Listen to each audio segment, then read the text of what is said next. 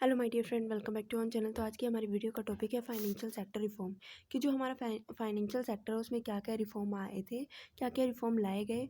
क्योंकि जो हमारी न्यू इकोनॉमिक पॉलिसी आई थी 1991 के अंदर, उसके अंदर हमने फाइनेंशियल सेक्टर के अंदर भी कुछ रिफॉर्म्स लाने की कोशिश की गई है। और क्या रिफॉर्म्स और क्यों ये रिफॉर्म्स जो है वो लाए गए। A vibrant, efficient, and effective competitive financial system is necessary to support the structural reform in a economy. With the economy becoming increasingly market-driven and engulfed by a competitive environment, there is need for a matching and dynamic response from the financial sector. This is possible only if the productivity and the efficiency of the financial sector improve. Since let go, the Reserve Bank of India and the Central Bank has introduced several reformist measures to strengthen the Indian money market. जैसे कि हमने कहा कि economy में changes लाए गए थे, ठीक है। 1991 की जो हमारी न्यू इकोनॉमिक पॉलिसी थी उसका मेन मोटिव था कि इकोनॉमी में चेंज लाना। क्योंकि इकोनॉमी में चेंज आ रहे हैं, जो भी इंपोर्ट थे उसको लिबरलाइज कर दिया गया था, पूरी वर्ल्ड इकोनॉमी को ग्लोबल मार्केट के साथ इंटीग्रेट करने की कोशिश की। क्योंकि मार्केट के अंदर बहुत ज़्यादा कंपटीशन आ चुका था। इस कॉम्पिटिटिव इन्वायरमेंट से लड़ने के लिए, इस कॉम्पिटिटिव इन्वायरमेंट में मैच करने के लिए तो कहीं ना कहीं फाइनेंशियल सेक्टर की रिक्वायरमेंट थी। इसलिए फाइनेंशियल सेक्टर बहुत ज़्यादा ज़रूरी था कि वो हमारी इकोनॉमी को सपोर्ट करे, ठीक है। हमारी इकोनॉमी को सपोर्ट करे और जो भी हमारी इकोनॉमी में कॉम्पिटिटिव इन्वायरमेंट था, उस कॉम्पिटिटिव इन्वायरमेंट को हम किस तरीके से उस कॉम्पिटिटिव इन्वायरमेंट में किस तरीके से सर्वाइव किया जा सकता था। जब प्रोडक्टिविटी ज़्यादा हो, इकोनॉमी ऑफ स्केल मिले, ठीक है, क्वालिटी अच्छी हो, तो ये पॉसिबल कब होगा? जब फाइनेंशियल सपोर्ट मिलेगा, ठीक है। जब हमारा फाइनेंशियल सिस्टम इम्प्रूव होगा, ठीक है, प्रोडक्टिविटी इम्प्रूव होगी। अब रिजर्व बैंक ऑफ इंडिया और सेंट्रल गवर्नमेंट ने मिलकर क्या किया, कुछ सेवरल मेजर्स लाए ताकि जो हमारी इंडिया की मनी मार्केट है, ठीक है, उसको स्ट्रेंथन किया जाए। बेसिकली टू टाइप्स की कैपिटल मार्केट होती है। एक होती है मनी मार्केट, एक होती है कैपिटल मार्केट। इंडिया की मनी मार्केट की अगर हम बात करें तो वहाँ ऐसी मार्केट जहाँ से हमें शॉर्ट टर्म के लिए फाइनेंस की रिक्वायरमेंट को फुलफ़िल कर सकते हैं। Basically short term financial requirement, यानी कि जब हमें फाइनेंस की रिक्वायरमेंट होती है 1 साल तक के लिए। तो यहाँ पे यही कहा गया कि ऐसे कुछ स्ट्रेंथन मेजर्स लिए गए, कुछ ऐसे रिफॉर्मिस्ट मेजर लिए गए जिससे कि हम जो हमारी इंडिया की मनी मार्केट है उसको क्या कर सके, स्ट्रेंथन कर सके। तो क्या हुआ ना, इन अप्रैल 1988 the discount and finance house of India was set up with the major function of bringing into the fold of the Indian money market with the entire financial system, comprising of the scheduled commercial bank, foreign bank, cooperative bank, and all India financial institute in the public and private sector.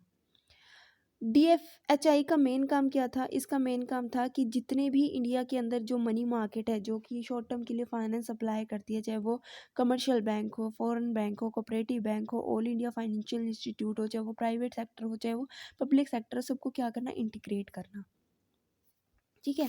This was to ensure that the short term surpluses and deficit of all the constitute for equilibrated at market related rates prices through interbank transaction and money market instrument। इसमें ये कहा गया कि जैसे कि money market के अंदर क्या होता है, मनी मार्केट के कुछ बहुत सारे इंस्ट्रूमेंट है जिसका यूज़ करके जो है फाइनेंशियल नीड्स को जो है वो फुलफ़िल किया जा सकता है। मान लो जनरल पब्लिक है, ठीक है, जिसके पास क्या है, एक्सेस मनी है, सरप्लस है, वो क्या करते हैं, उनको पैसा कहीं डिपॉजिट करना है। और एक सेक्टर ऐसा है जिसके पास पैसे की डेफिशिएंसी है। तो कहीं ना कहीं हमें इन दोनों सेक्टर को कनेक्ट करना है। ये कनेक्शन किस तरीके से होगा? कमर्शियल बैंक ये करती है, जिनके पास सरप्लस है वो बैंक में जाएंगे, अपना पैसा डिपॉजिट करेंगे, ठीक है। और बैंक वाले क्या करते हैं, इस अमाउंट को आगे उन लोगों को प्रोवाइड करते हैं जिनको पैसे की ज़रूरत है, जो कॉर्पोरेट सेक्टर है, जो इन्वेस्टमेंट करना चाहते हैं। तो ये जो मेन मनी मार्केट इंस्ट्रूमेंट का यही काम होता है कि उन लोगों को मिलाना जिसके पास पैसा सरप्लस है और जिसके पास डेफिशिएंसी है, ठीक है। उसके बाद आता है another important step taken was deregulation of the interest rate and lending transparency to the transaction in the money market। अब क्या हुआ कि जो भी इंटरेस्ट रेट था उसको क्या किया गया, डीरेगुलेट किया गया, उसमें कुछ चेंजेस लेके आए गए। और जो भी हमारी मनी मार्केट में जितनी भी ट्रांजेक्शन होती थी उसको अब क्या कर दिया गया, ट्रांसपेरेंट बना दिया गया, ठीक है। इन 1989 और 1990 में क्या हुआ, रिजर्व बैंक ने 2 मनी मार्केट इंस्ट्रूमेंट को क्या किया, इंट्रोड्यूस किया। फर्स्ट है सर्टिफिकेट ऑफ डिपॉजिट और सेकंड है commercial paper. The objective was to widen the range of money market instrument and providing investor greater flexibility in the development of short-term surplus fund। अब main reason क्या था, money market के अंदर बहुत सारे instrument है, 2 instrument और जोड़ दिए गए, certificate of deposit, commercial paper. एक फर्म को अगर कहीं से शॉर्ट टर्म फाइनेंस की नीड है तो वो कोई भी इंस्ट्रूमेंट का यूज़ कर सकती है अपनी शॉर्ट टर्म फंड्स की रिक्वायरमेंट को फुलफिल करने के लिए। उसके बाद आता है, हम इन्वेस्टर की बात करें तो इन्वेस्टर के पास भी बहुत सारे सोर्स है, जहाँ पे बहुत सारे इंस्ट्रूमेंट है मनी मार्केट के अंदर, जहाँ पे वो अपने सरप्लस अमाउंट को क्या कर सकते हैं, शॉर्ट टर्म के लिए इन्वेस्ट कर सकते हैं और अच्छा खासा इंटरेस्ट रेट अर्न कर सकते हैं। The scheduled commercial bank could issue certificate of deposit in multiple of 25 lakh subject to the minimum size of an issue being rupees 1 crore। अभी यहाँ पे कहा गया, हम किसकी बात करते हैं, सबसे पहले हम करते हैं सर्टिफिकेट ऑफ डिपॉजिट की। तो सर्टिफिकेट ऑफ डिपॉजिट कौन इशू कर रहा है, कमर्शियल बैंक इशू कर रहा है। सर्टिफिकेट ऑफ डिपॉजिट जो है कमर्शियल बैंक के द्वारा इशू किया जाता है, यानी कि ये 25 लाख के मल्टीपल में होता है और जो मिनिमम इशू अमाउंट होगा वो होगा 1 crore rupees.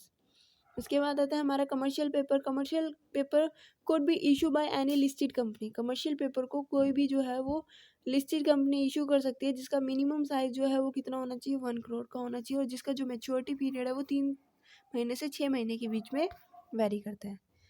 Both the instrument of money market, whether it's certificate of deposit or commercial paper, were freely transferable by endorsement and delivery।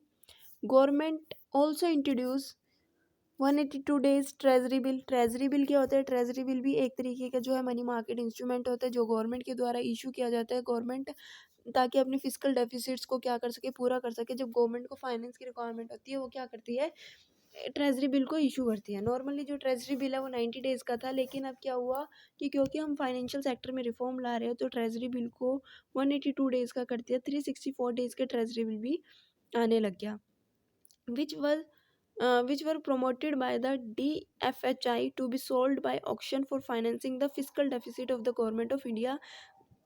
ठीक है, ये क्या किया जाता है, जो भी ट्रेजरी बिल है वो इशू किया जाता है ताकि गवर्नमेंट के जो भी अकाउंट है, ठीक है, उसमें जो फाइनेंशियल डेफिसिट्स आया है, फिजिकल जो डेफिसिट आया है, उस डेफिसिट को पूरा करने के लिए, उस कमी को पूरा करने के लिए जो है ट्रेजरी बिल को इशू किया जाता है और मार्केट से फंड्स को उठाया जाता है। This treasury bill could also be held by commercial bank to comply with statutory liquidity ratio. ठीक है, इसके बाद आता है हमारा हाई रेट्स ऑफ SLR और CRR were reduce in the existing ratio lead to the presumptions of bank resources and were responsible for eroding the profitability of banks. Measures were adopted for deregulating the lending rate and allowing greater flexibility in deposit rate so that the interest rate perform the main function of allocating scarce loanable funds among alternative uses।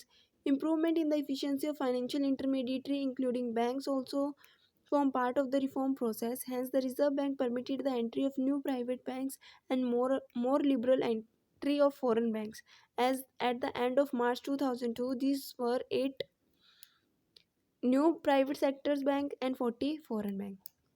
ये क्या कहता है, ये कहता है कि जो हमारा SLR रेट है, CRR रेट है, स्टैट्यूटरी लिक्विडिटी रेशियो, और CRR cash reserve ratio. Cash reserve ratio वो रेशियो होता है मतलब जितना भी एक बैंक के पास डिपॉजिट है उसका कुछ पोर्शन जो है वो कमर्शियल बैंक रिजर्व बैंक के पास रखती है, और SLR वो होता है जो डिपॉजिट होता है उसका कुछ अमाउंट जो है कमर्शियल बैंक अपने पास रखती है उस डिपॉजिट का, और बाकी जो है वो लोन पे दे देती है।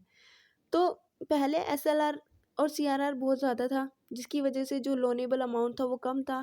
ठीक है, अब उस जो भी SLR था और CRR था उसका जो रेशियो है वो क्या कर दिया, अब कम कर दिया, जिसकी वजह से जो बैंक है वो बहुत ज़्यादा रिसोर्सेज अब लोन के रूप में लोगों को दे सकती है। और क्या किया, पहले जो इंटरेस्ट रेट था, ठीक है, जो डिपॉजिट पे इंटरेस्ट रेट था वो फिक्स था, अब उसमें भी चेंजेस लाए गए, क्योंकि अगर इन्वेस्टर को अच्छा खासा इंटरेस्ट रेट मिलेगा, कहीं ना कहीं वो क्या करेंगे, पैसा डिपॉजिट करेंगे। ठीक है, कमर्शियल बैंक के पास जाएंगे, पैसा डिपॉजिट करेंगे, जिसका कमर्शियल बैंक उस पैसे का यूज़ कर सकता है ताकि वो लोगों को लोन दे सके, कॉरपोरेट सेक्टर को लोन दे सके। ठीक है, ताकि वो फर्दर इन्वेस्टमेंट कर सके। और क्या किया गया, फाइनेंशियल मार्केट के अंदर बहुत सारी चेंजेस लाए गए, जैसे कि रिजर्व बैंक ने क्या किया, अब जो भी प्राइवेट बैंक से उनको क्या कर दिया, परमिट कर दिया कि वो भी क्या कर सकते हैं, इन्वेस्टमेंट कर सकते हैं। जो फॉरेन बैंक थे उनके लिए भी लिबरल कर दिया कि वो बैंक के अंदर इन्वेस्ट कर सकते हैं। तो 2002 मार्च के एंड में क्या हुआ कि 8 नए प्राइवेट सेक्टर बैंक आ गए और 40 फॉरेन बैंक्स आ गए, ठीक है। In 1998, a few more measures to strengthen the banking system had been announced. बहुत सारे और measures लिए गए। Important measure क्या क्या थे? Raising the CRR to 9%, strengthening prudential accounting norms, laying asset liability management and risk management guidelines, and directing the bank to provide additional information in the notes of account in the balance sheet to increase the transparency. उसके बाद 2002 में कुछ नए finance से related measures आए गए। क्या थे? Securitisation, reconstruction of financial assets and enforcement of security act was passed in order to provide a satisfactory legal framework for the recovery of bank loans, ठीक है। क्योंकि बैंक वाले क्या करते थे, लोन तो दे देते लेकिन उसकी रिकवरी बहुत ज़्यादा डिफ़िकल्ट हो जाती थी, जिसकी वजह से कुछ रूल्स वगैरह बनाए गए। तो ये था आज की हमारी वीडियो जिसमें हमने पढ़ा कि फाइनेंशियल सेक्टर के अंदर क्या क्या रिफॉर्म्स आए हैं। आई होप कि आपको समझ में आए होगी। समझ आई तो वीडियो को लाइक शेयर सब्सक्राइब करना मत भूलना। Thanks for watching.